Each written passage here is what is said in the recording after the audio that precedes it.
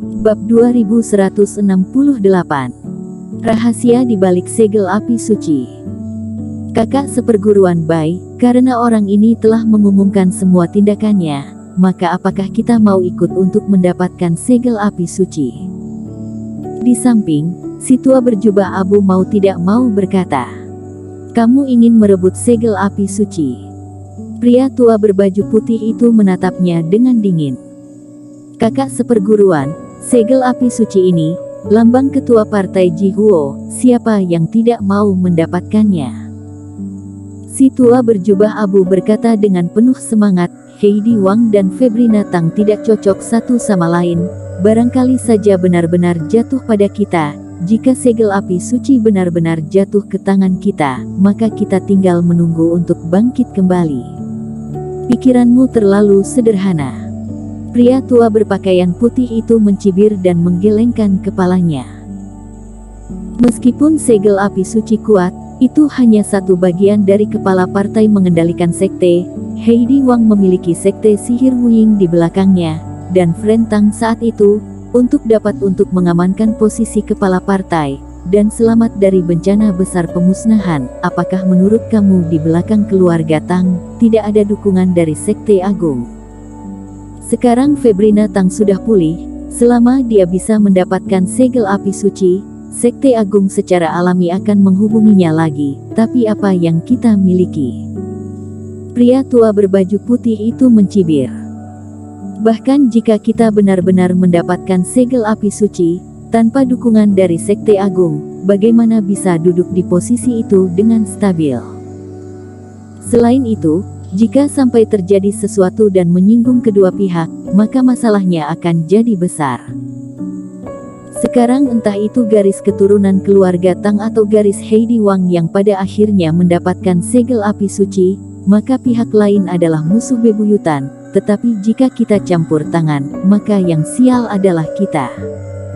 Si tua berjubah abu terdiam. Apa yang dikatakan orang tua berbaju putih, dia juga sudah mengerti. Segel api suci, mereka sangat menginginkannya, tetapi mereka benar-benar tidak bisa ikut berpartisipasi di dalamnya.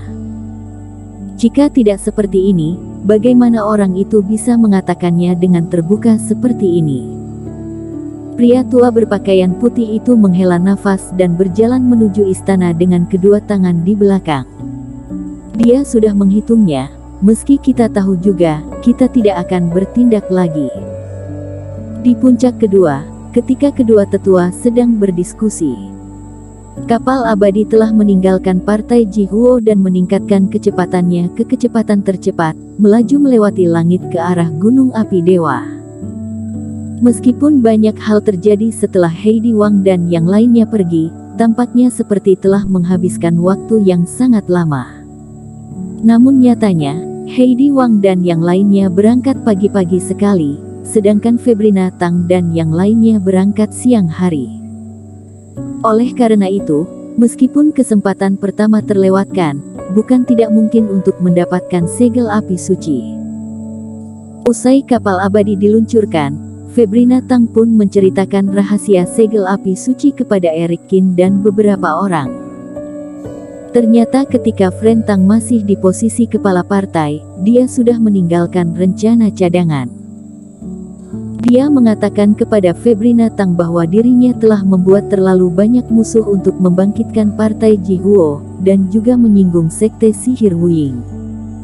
Jika suatu saat tiba-tiba dirinya mati dan menghilang, segel api suci ini tidak boleh jatuh ke tangan orang yang berniat jahat. Oleh karena itu, Fren Tang menggunakan kekuatan gaib yang besar untuk meninggalkan larangan pada segel api suci. Begitu benda ini kehilangan nafas jiwa dewanya, dia akan menyegel dirinya sendiri menjadi seperti benda mati. Hanya fase transendensi dan kultivator dengan kesadaran api suci yang tinggi yang dapat memecahkannya dan membiarkannya melihat cahaya kembali. Pengaturan ini juga dimaksudkan agar sekte sihir Wuying tidak punya cara untuk menemukan benda ini setelah kematiannya. Lagi pula, mereka yang berani membentuk formasi pembunuh untuk menyerang Fren Tang setidaknya adalah kultivator tahap awal dari ranah fase penilaian, dan tidak mungkin ada yang di ranah fase transendensi. Dan sebelum dia meninggal, begitu dia menyembunyikan segel api suci, tidak ada orang yang bisa menemukannya karena kultivasinya terlalu tinggi. Kalaupun kelak ada yang datang untuk mencari lagi, orang kuat biasanya hanya percaya pada diri sendiri, dan kerohanian fase penilaian 100 kali bahkan ribuan kali lebih kuat dari fase transendensi, tentu saja tidak mungkin mengirim fase transendensi untuk mencarinya. Erikin mendengarkan dan mengangguk dalam diam. Kepala Partai Tang tua ini memang sangat teliti dan cerdik. Menyegel harta karun berharga hingga ke tingkat yang hanya dapat ditemukan oleh kultivator level rendah, kultivator pada umumnya sama sekali tidak akan terpikir. Bayangkan jika kultivator fase penilaian level awal tidak dapat menemukan segel api suci. Kemudian sekte sihir Wuying hanya akan berpikir bahwa basis kultivasi awal saja tidak cukup. Orang berikutnya yang akan dikirim mungkin di atas alam fase penilaian, tidak akan pernah mengurangi kekuatan kultivator untuk mencari. Memanfaatkan kesalahpahaman pemikiran kultivator, tak heran jika di bawah pencarian Huo Zong dan sekte sihir Wuying, kepala Partai Tang bisa menyembunyikan segel api suci selama 600 tahun tanpa ditemukan. Adapun kali ini, Teddy Wei dan Ricky Wang membuat langkah mendadak. Kemungkinan itu juga sekte sihir Wuying yang menggunakan cara khusus apa yang digunakan untuk memata-matai rahasia langit sehingga mengetahuinya. Hanya saja, ketika ayahku meninggal mendadak, ada rumor bahwa dia meninggal di dekat Gunung Api Dewa, tetapi aku tidak tahu secara spesifik, dan aku tidak punya waktu untuk mencarinya dan sudah terjebak oleh Huo Zong. Setan Gemini itu menerobos masuk ke kerohanian, dan aku juga dipenjara, sehingga tidak ada tenaga untuk menemukannya. Febrina Tang menggelengkan kepalanya. Kakak seperguruan, kamu telah bekerja sangat keras untuk menjaga rahasia ini selama bertahun-tahun. Tio Fan dan yang lainnya juga sedih. Huo Zong dan yang lainnya ingin mendapatkan segel api suci, dan selama bertahun-tahun, mereka pasti sering menyiksa Febrina Tang. Kali ini, bagaimanapun caranya, kita harus mengembalikan segel api suci kepada pemilik aslinya. Di hati semua orang muncul banyak dorongan. Bersambung. Bab 2169. Perubahan tidak normal pada tubuh pertempuran Dharmakaya. Dibutuhkan 1 hari lebih untuk sampai ke Gunung Api Dewa. Setelah Febrina Tang mengungkapkan rahasia segel api suci, dia mengatur agar semua orang kembali ke kamar, beristirahat untuk pertempuran selanjutnya. Erikin juga ditempatkan di kamar tamu terhormat di kapal abadi.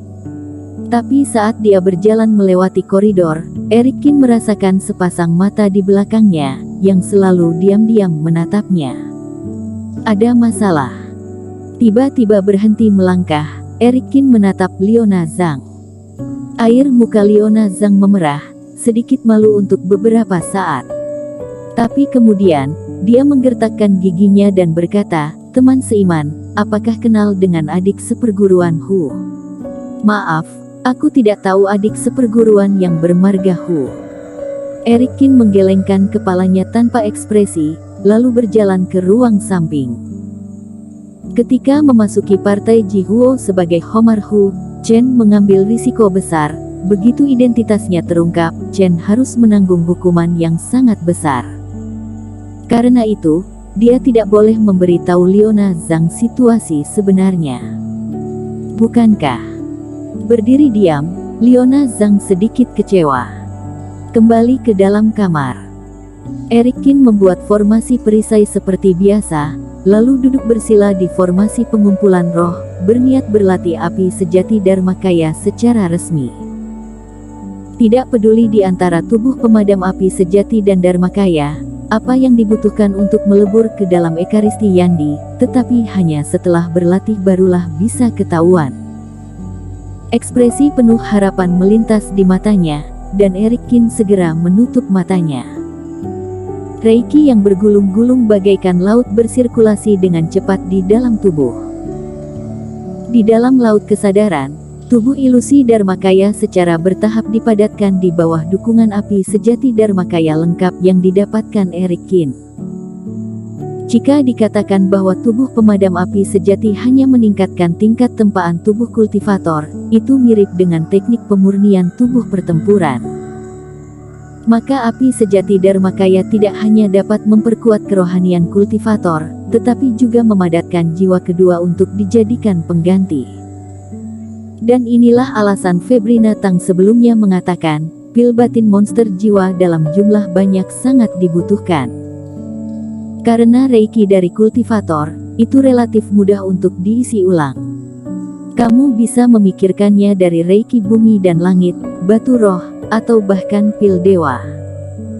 Namun jika ingin meningkatkan dan mengisi kerohanian, pilihannya tidak banyak. Bahkan jika api sejati Dharmakaya memiliki efek meningkatkan kerohanian, itu juga membutuhkan bantuan dari sejumlah benda luar. Tentu saja, jika tidak ada teknik seperti itu, maka pil batin monster jiwa bahkan tidak akan membantu sama sekali dalam meningkatkan kerohanian kultivator. Kini, meski Eric Kin belum mendapatkan monster jiwa api, dia tidak terburu-buru. Untuk menempa jiwa kedua, langkah pertama adalah membuat jiwanya kokoh, dari ketiadaan menjadi manifestasi, dan langkah kedua adalah membiarkan jiwa itu tumbuh. Dengan kata lain, pil batin monster jiwa hanya akan berguna ketika jiwa kedua benar-benar muncul. Seiring Reiki yang terus mengalir, jiwa kedua dalam laut kesadaran Eric Kin juga terus membentuk. Di jam pertama, semuanya berjalan lancar, jiwa kecil itu terus berubah, semakin dekat dengan jiwa emas milik Eric Kin sendiri. Tapi kemudian, Eric Kin tiba-tiba merasakan perubahan yang tidak normal di tubuhnya. Saat jiwa kedua berangsur-angsur membentuk, di antara anggota tubuhnya sendiri, muncul titik-titik cahaya api suci. Titik-titik cahaya ini bagaikan kunang-kungan, menghambur keluar dari tubuhnya, melayang menuju jiwa kedua, dan akhirnya menyatu dengannya. Ini tubuh pemadam api sejati. Pikiran Eric Kin tergerak. Titik-titik terang inilah yang menjadi intisari api suci saat dirinya menempa tubuh pemadam api sejati dan masuk ke dalam tulang serta organ tubuhnya. Tapi dirinya terus terbenam dalam membentuk api sejati Dharmakaya, dan tidak memobilisasi aura tubuh pemadam api sejati. Dharmakaya inilah yang mengilhami resonansi tubuh pemadam api sejati sendiri. Mungkinkah aku yang terlalu banyak berpikir?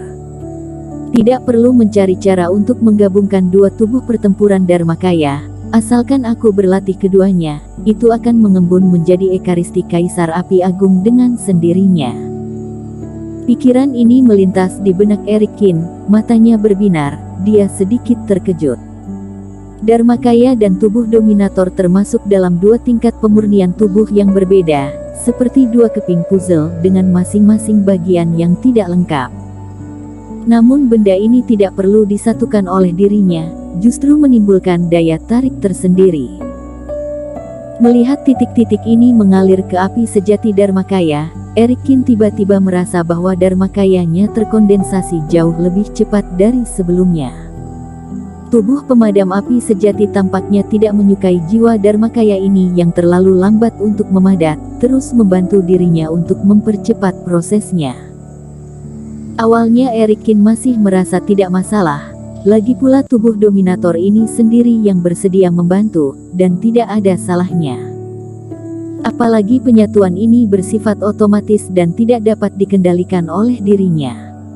Tapi kemudian, Eric Kin merasa ada yang tidak beres. Tampaknya dua jenis tubuh pertempuran Dharmakaya tidak bisa menyatu untuk waktu yang lama, menyebabkan kecemasan. Api sejati Dharmakaya dirinya ini tidak hanya menelan esensi api suci yang keluar dari tubuh dominator, tetapi mulai menghasilkan hisapan aktif, mulai menyerap api suci di tubuhnya. Dan semakin lama tubuh dominator dan Dharmakaya ini tidak bisa menyatu, semakin kuat daya isapnya. Sial, kamu sedang merampok atau apa? Eric Kin mengerutkan kening, menggertakkan giginya. Bersambung.